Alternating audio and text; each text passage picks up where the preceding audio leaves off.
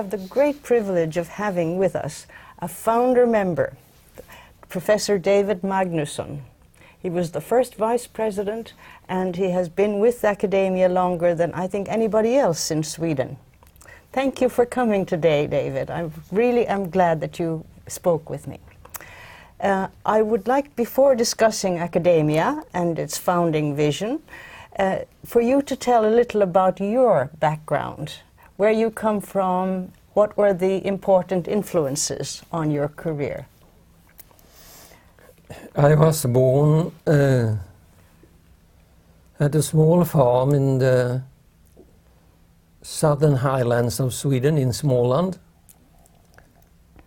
I was the second son of 5 children. We were 4 boys and 1 girl.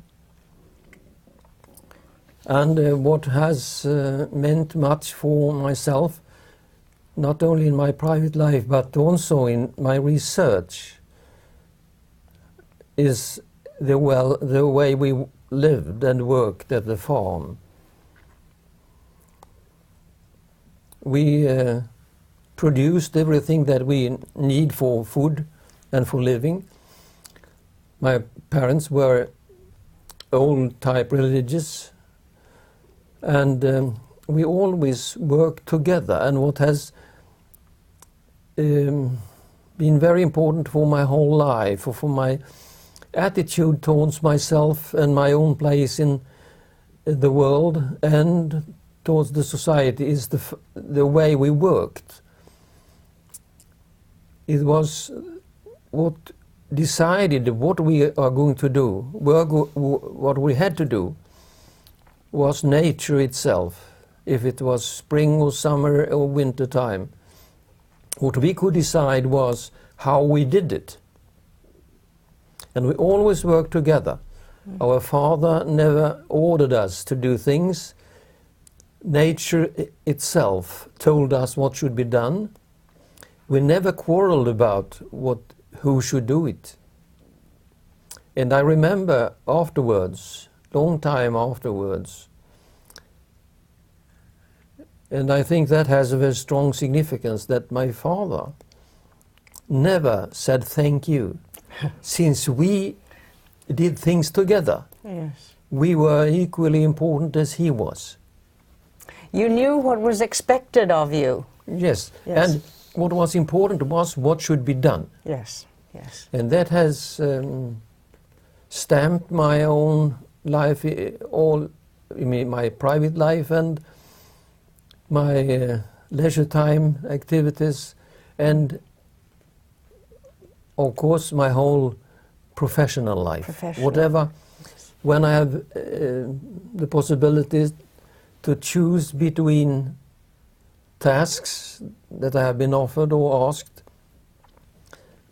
the leading theme was it important to be done? Had it to be done? Yes, yes, yes.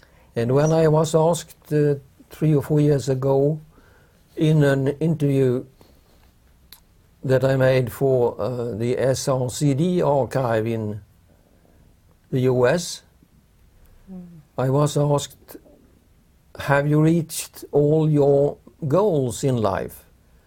And then, after having thought about it, I answered, I have never had any other goals than to do well what I'm doing and finish it. But I have never thought about becoming a professor until the professorship was open. For example. Yes, oh no. But I mean, now, you went then to school, and it wasn't easy in those days. Transport wasn't as efficient as it is today. But I think your experience on the farm was very, very telling for your whole life. Yes. And it was a privilege. You come from Linnaeus country, yes? So to have lived in that kind of an environment and be in touch with so many diverse objects, as it were, probably gave you an orientation toward diversity later in life as well. Yeah, So, yeah. but what meant very much was what I choose for profession. I went to the village school where I had to walk for 3 miles about. And then I went to the local secondary school. But there was no gymnasium in my neighborhood, and I couldn't afford to go and live at another place. So I chose to apply for the elementary school teachers college. Yes. After having been there for 4 years, I was an elementary school teacher for 6 years till I had paid my study loans. Okay. And during that time I took an exam in music. And finally I took the exams for going to the university. Okay, but your teaching experience exposed you to children and their development, their different development strategies, didn't it? Yes, and after having worked as a school psychologist, and also having spent a year at the clinic for problem children, I went to the university, and there I met a world that that I was not accustomed to.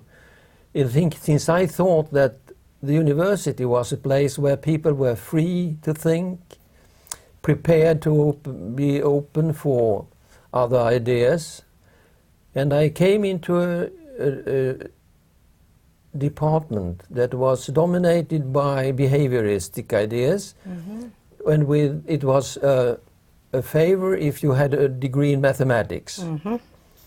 And I was rather soon asked to take responsibility for a course in test theory, measurement theory. Yes. So, and of course I started, since I thought it was important, together in combination with my experiences from my years as school teacher and psychologist, a school psychologist. So I wrote, for each lecture I gave, I wrote what then became a chapter in a book on test theory that was published and published by an American publisher, and it has been translated into many languages, both officially and illegally. Yes, yes. Anyhow, when I came to the university, my psychological problems were always individuals. How does an individual think, feel, act and react in a certain specific situation, given the specific situation conditions? But that, when I expressed that view on psychology, I was told that was prostitution. This must have been the 60s, yes? Yes, it was. This was in the beginning of the 60s. And that was not psychology. So, but from the small research council we had at that time, I was given money for a trip to the US. And there I met the prominent scientists in the world. And one of them became my mentor, Joe McVihant. He was the person who had introduced Piaget by his book Intelligence and Experience, 1962. And then I met quite another scientific world. And when I talked with Joe McVihant about my thoughts about children and growing youngsters, he said, go home and do it. Yes. That was the turning point in my scientific career, since then I understood that could also be science. Yes. Not only to make experiments. I also made experiments later, and I'm rather proud of them. But did you find any potential tension between your recognition of the uniqueness of individuals on the one hand and the need to see them in terms of their differential development, and your commitment to measurement on the other? Measurement, it seems to me, indicates an assumption that many things are measurable. Yeah. But in fact, if the person is unique, there may be aspects that are not measurable. Yeah, I think that when we now talk about developmental psychology, which is my main concern, there is an enormous, we have a big gap between those who are interested and know everything about methodology, and particularly regression models. Yes. And those who have a clinical view.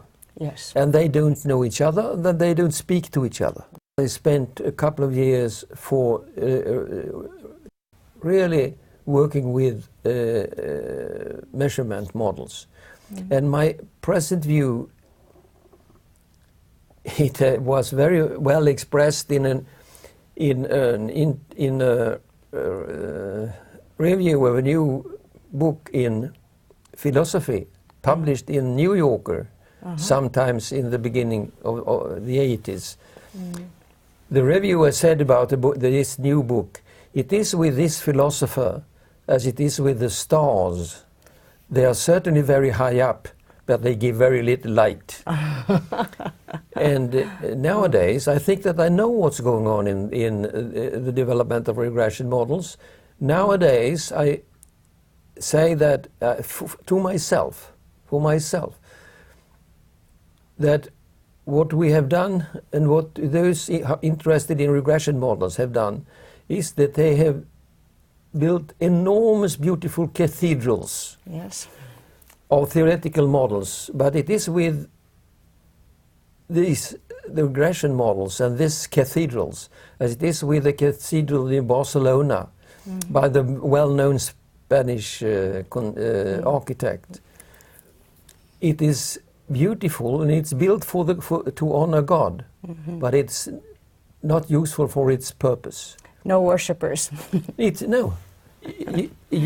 not possible to have sermons there. They have built a small chapel in the first floor, but there is nothing wrong with the regression models. What is wrong is the way it's used. Applied. Yes. And it's full of misuses of it. And I can give you a good example where I published things myself. What I did when I came home from the United States '63 was to start a longitudinal research program. Since what I found when I was a school teacher and a school psychologist was I never met any variable. I only met young, unique individuals, and I had to understand each child and each youngster and its background and its home conditions to understand why he or she functioned as they did and how they developed. So, and I think that experience is so, I would almost say, necessary to understand the developmental processes. They are not, what do you say, accumulation of experiences. It is transformation. Yes. So each element of these transformation processes change over time, and that ruins the basis for regression models. Yes. There are few elements that are the same at the age of 5 or 10 or 15.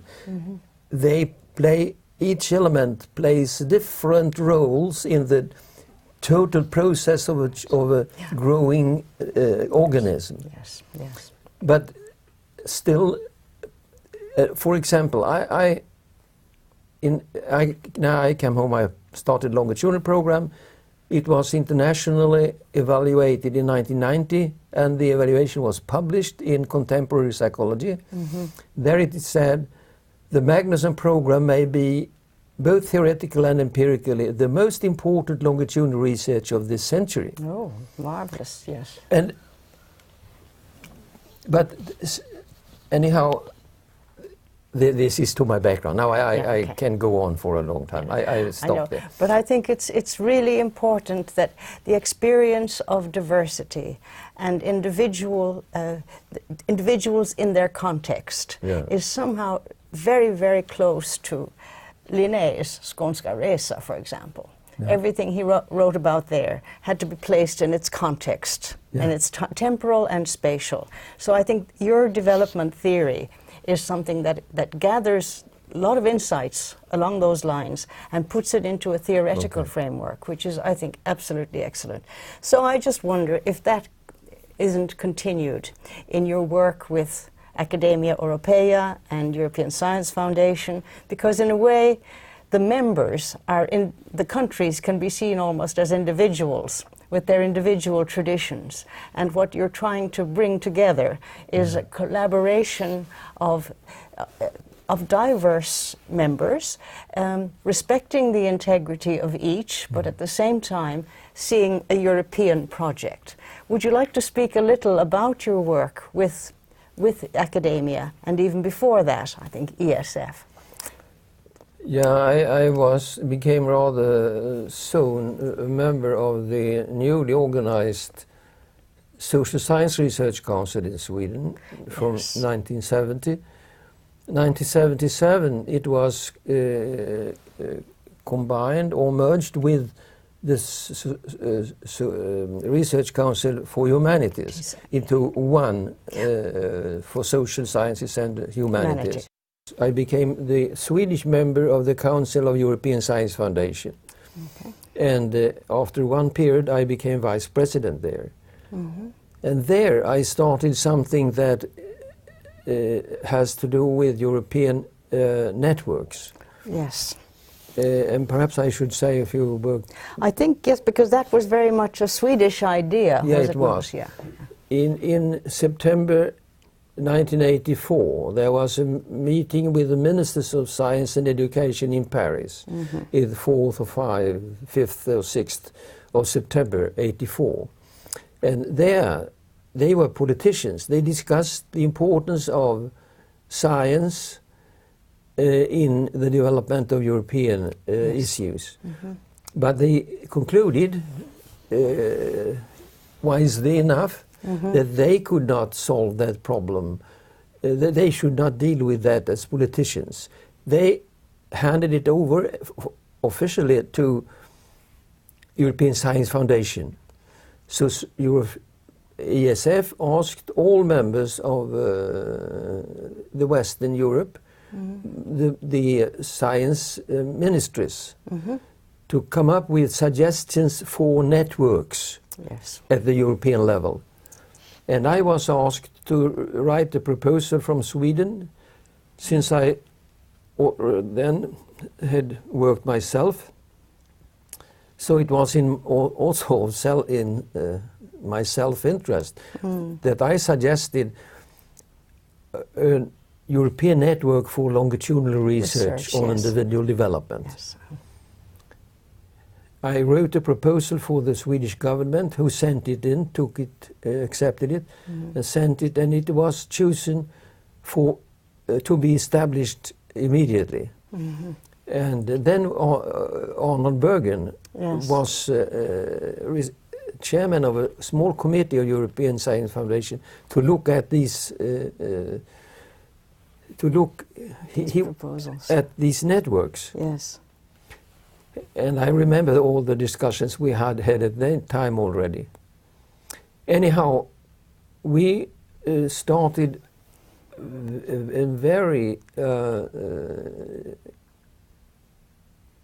with very small resources. Yes. The network, where we had 11 countries were involved, paid for annual conferences.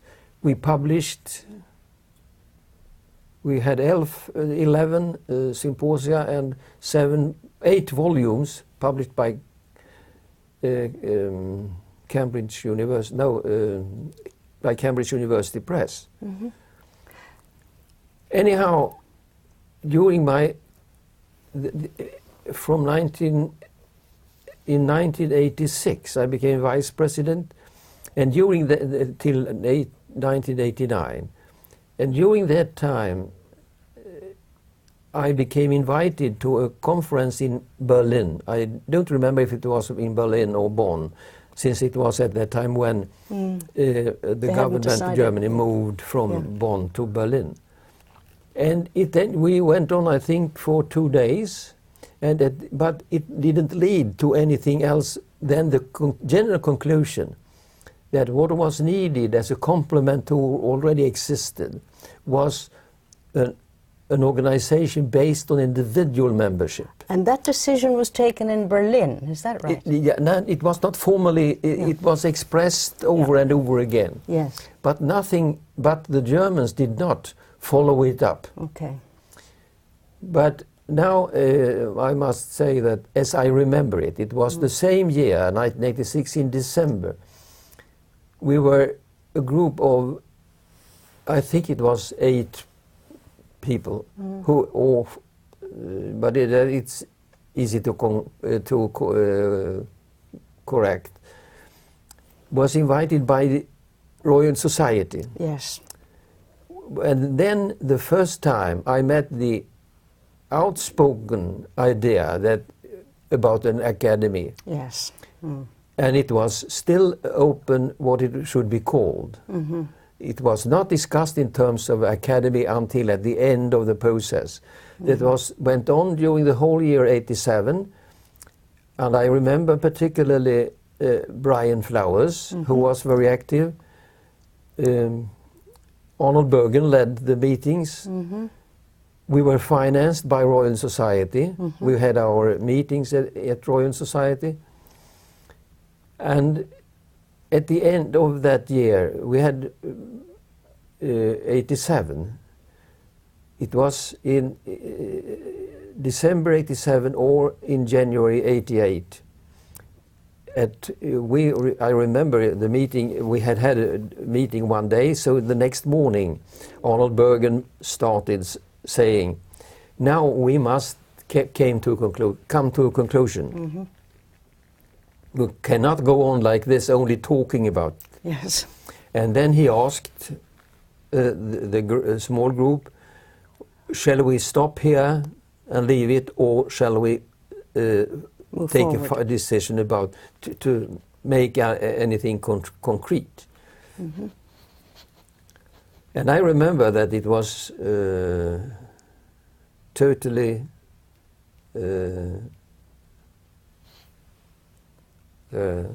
no one said anything.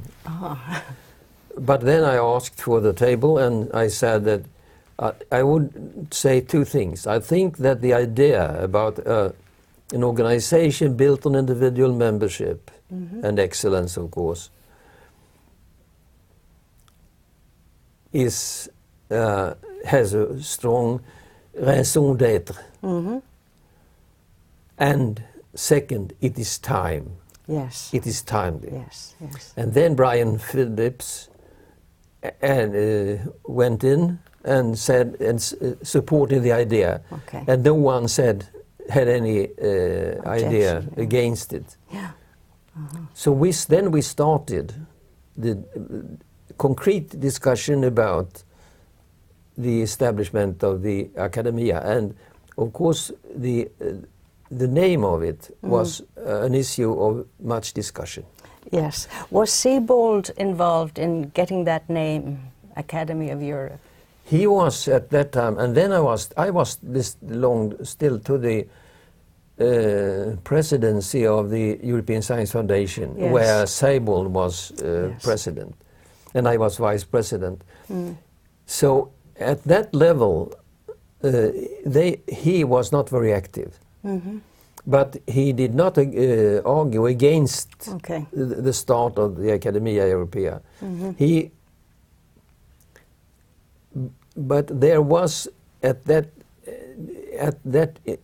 period of time before the formal establishment of the Academia, the first days of September 1988. Yes. The Secretary General of ESF, you mean? The ESF, yeah. Okay. But let me say that at the same time there was a movement before the establishment of the Academia, and that it was the establishment of ALEA, 1985. And it is it stands for All European Academies.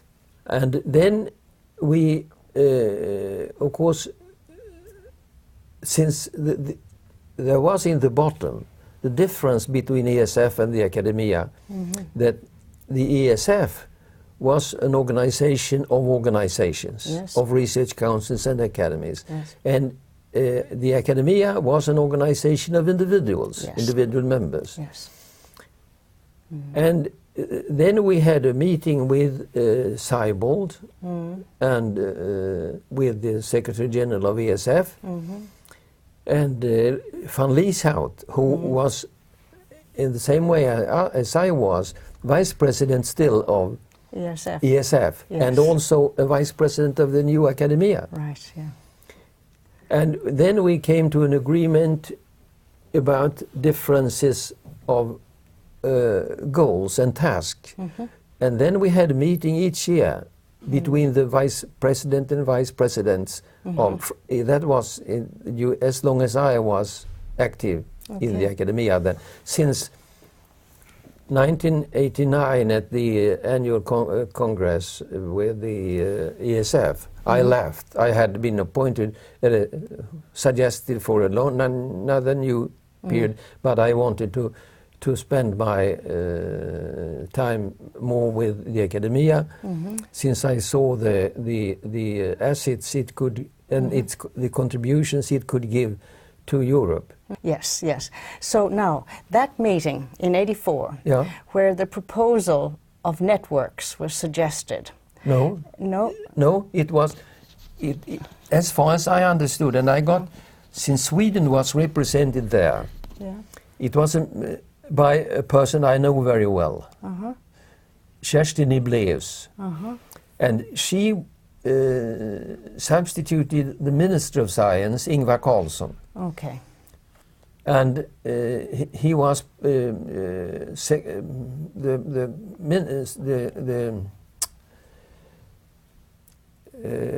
He was Prime Minister.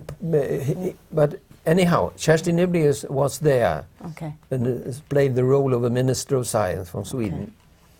And when they discussed the European problems, one of the issues was science, for how establish better collaboration among European scientists. They concluded that they, as politicians, could not plan for better. So they decided, and that I had that directly from Kerstin Niblaeus. Okay. They decided that that role could better be played by European Science Foundation. Okay. But on the other, the proposal, though, to build networks, these networks, were they constituted by individuals, scientists, or were they by research councils? No, ESF, and I was a member then of the Presidium. No, I was a member of the Council. But then each country, each Ministry of Science and Education in the Western Europe was asked to come up with proposals for networks. Yeah. And in Sweden, I was asked Yeah. to present one, as I mentioned before. Yeah. But your network, was it constituted of individual scientists, or was it a collaboration of councils?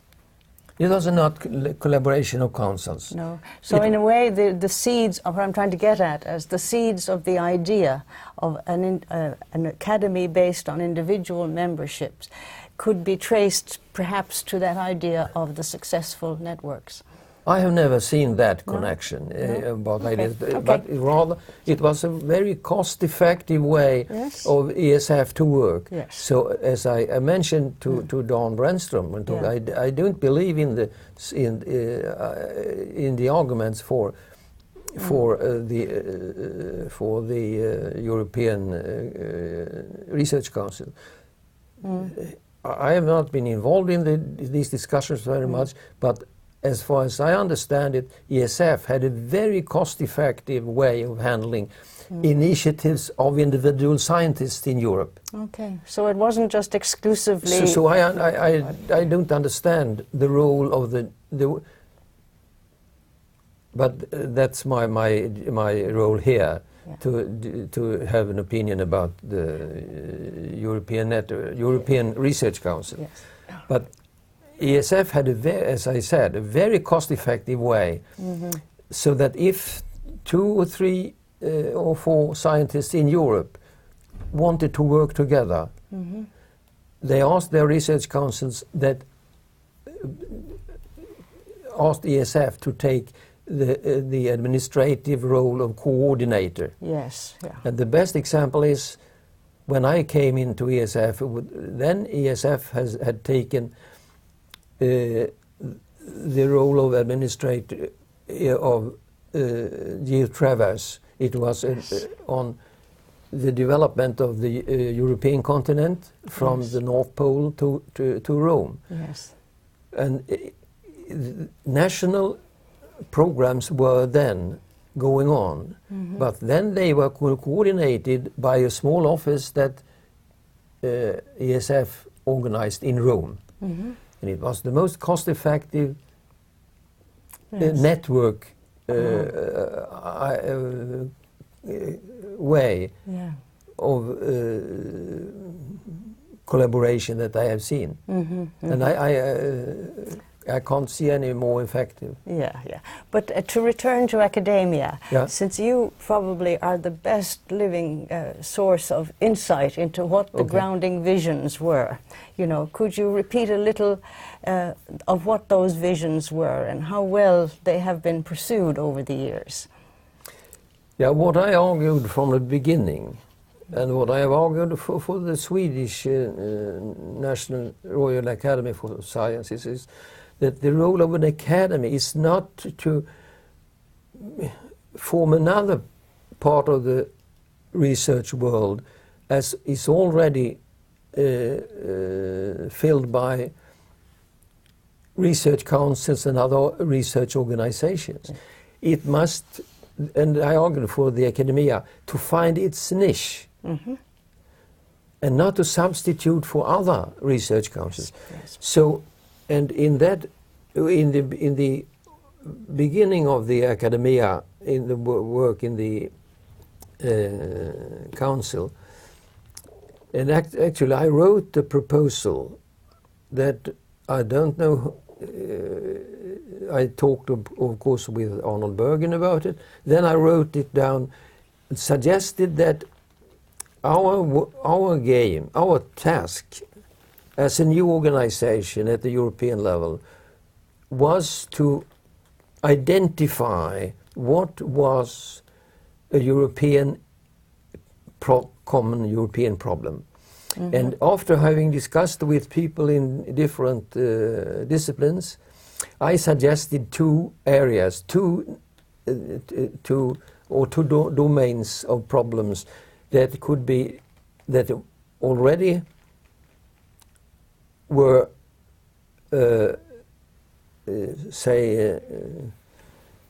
observed or felt at the European level, and that was basic education. Yes. And second, the rapidly growing IT world. Yes. And I said first about the first that but let me say something about the IT world. I stressed then in the few lines I wrote down that it is not to discuss the technical details of the communication measures, but rather to identify early the important consequences that had for communication among individuals or in the global perspective. Since normally or usually in the society process, that is what one has not recognized from the beginning, but has to live with afterwards. Exactly. And we, I remember that a number of symposia on basic education were organized, financed by the conference country. So the first one was in Stockholm, paid for by Riksbanksfonden, yeah. and chaired by and organized by Torsten Hussein. Okay. And then we had, and the outcome of these symposia, the outcomes were published in a series. So I don't know how many have been published now. And I remember the first so well, since it was published officially. It was discussed publicly, officially, in the old Parliament building in Stockholm. It was discussed by the Czech Parliament. Okay. It was discussed at the European Council. And so it Diffused really quickly, yes. became what we wanted. I think that the academia really played the role that we wanted from the beginning, since it was very early in the history of academia that we were asked by,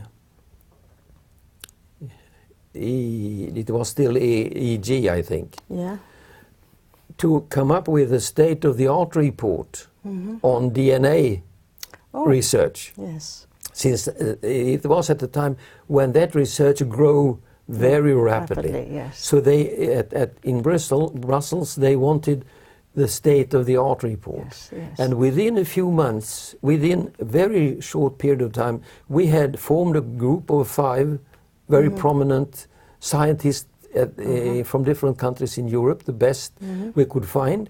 And they worked together within a short period of time. I don't think it took half a year. We could report to Brussels. Well, that was excellent. And that, so we started really in the way that I saw the role of the academy. And then, after 2 periods as vice president, I left the academia. So I don't very much know about it. But to follow up on that idea of getting a synopsis, state of the art on a particular theme, was the idea that then that could be suggested as a research project to ESF or to some other research councils, or did you just address the EEC with it? Yeah, as I saw it at that time, I could the idea could come up from members of the council or from any members, and also from other organizations, as we did. Since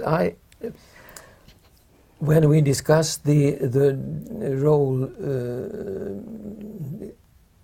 the demarcation of the boundaries of the ESF and academia. We suggested, and I suggested, it doesn't, it's important who suggested. The important was that we came to the agreement that the role of academia was to identify a problem at the European level. But if that led to an activity of research or other activities, it should be handed over to the ESF. Yes. So that was a clear role division of labor. Right. And to me, it met my view of what the role of the academia should be. Yes. Okay. And the relationship between the European academia and the national academies, was there much talk about that, or was it simply left to this ALEA to handle? Yeah, the academia had no relation to the national academies. And that was actually, for a short period of time, it seemed to become a problem. Since the Swedish Academy of Sciences, the Royal Academy, it is a member of ALEA. Yes. and they have the present Secretary General of the Academia is a member of the board of ALEA, but he's also a member of the Academia. Yeah. And so, but you know, ALEA is an organization of organizations. Yes, yes, yes, yes. And I remember a discussion that I was invited to by the president of the Royal Academy of Sciences to discuss this, Yes. since they saw it as a problem. Yes. But nowadays it is not a problem.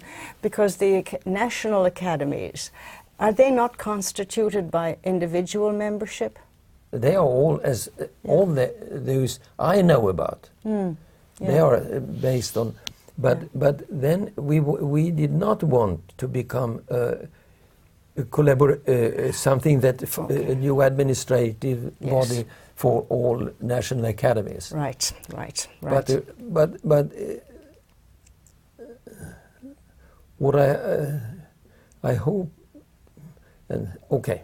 Yeah, yeah, yes. So you've been at it since the very beginning. So you understand what the vision was, and how do you feel it has succeeded over the years in promoting that idea? You know, has it been successful? Do you think? I don't want to be a judge of what has happened since. I was asked myself to become president after Arnold Bergen, but I thought that I had so many other duties that I was not the right person to go. But what I've seen in our own academy, in Royal Academy of Sweden, is how easy it is to fall back on administration. Yes. And without having